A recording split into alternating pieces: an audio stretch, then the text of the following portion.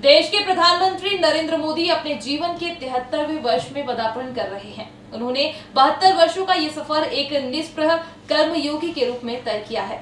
जीवन के प्रतिकूल परिस्थितियों में अनेक उतार चढ़ाव आए। मोदी की राह में व्यवधान खड़े करने वालों ने कभी कोई कसर नहीं छोड़ी, मगर धुन के पक्के कर्मयोगी ने रास्ते के कांटों की चुभन से विचलित नहीं हुए।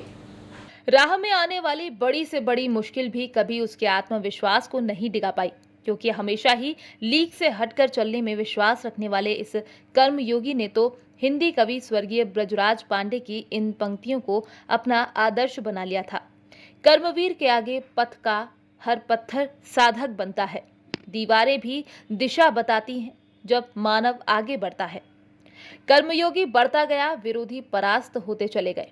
फिर एक दिन ऐसा आया कि कर्मयोगी इस महादेश का महानायक बन गया और विरोधी एक सीमित दायरे में सिमटकर अपने अस्तित्व की लड़ाई लड़ने के लिए विवश हो गए। महानायक के विरोधी भी अब इस कड़वी हकीकत से अच्छी तरह अवगत हो चुके हैं कि कठिन से कठिन चुनौती भी इस महानायक को अपनी मंजिल तक पहुंचने से नहीं रोक सकती।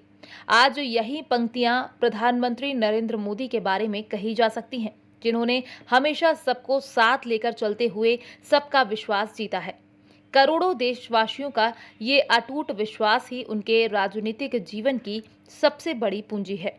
ऐतिहासिक लाल किले की प्राचीर से लेकर जब मां भारती का अनन्य उपासक कर्मयोगी प्रधानमंत्री ये उद्घोष करता है कि सौगंध मुझे इस माटी की, मैं देश नहीं मिटने दूंगा, मैं देश नहीं झुकने दूंगा, तब हर भारतवासी को ये गर्व होना स्वाभाविक है कि उसने अपना भरोसा जिस राजनेता के नेतृत्व में व्यक्त किया है, उसके अंदर इस महादेश को विश्व गुरु बनाने के सामर्थ्य मौजूद है। बचपन से ही संघर्षों में पले बढ़े नरेंद्र मोदी ने जब अपने दुर्गम जीवन पथ की आड़ी टेढ़ी पगडंडियों पर चलते हुए शून्य से शिखर के सफर की शुरुआत की थी, तब भला ये कौन जान सकता था कि ये बालक भविष्य में एक दिन राजपथ पर चलने का अधिकारी बनेगा।